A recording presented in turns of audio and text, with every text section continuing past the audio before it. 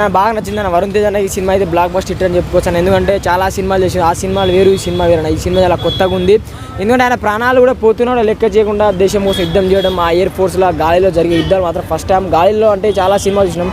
దీంట్లో కొత్తగా చూపించిండు. నేను ఎలా ఉందన్న operation Valentine movie Varun Tej అన్న?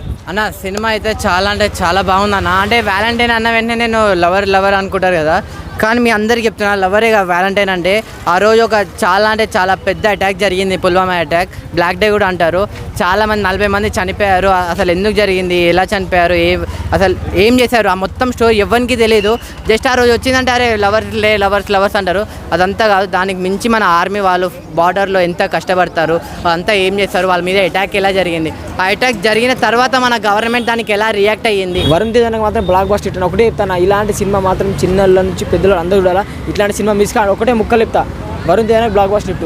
అంటే లాస్ట్ టైంకి ఇలా గాంధీవతారతో ఫ్లాప్ అయింది కదా, సేమ్ స్టోరీ అని. ఈ స్టోరీ ఎలా ఉందా అన్న? ఈ డిఫరెంట్ స్టోరీ ఇది. అంటే పక్కా ప్రతి ఒక్కరు అబ్బాయి కానీ ఎవరైనా ప్రతి ఒక్కరికి తెలుసుకున్న స్టోరీ ఏదైనా ఉందంటే ఈ బ్లాక్ డే గురించి. సో మీరు చూడండి, మీకే నచ్చుతుంది.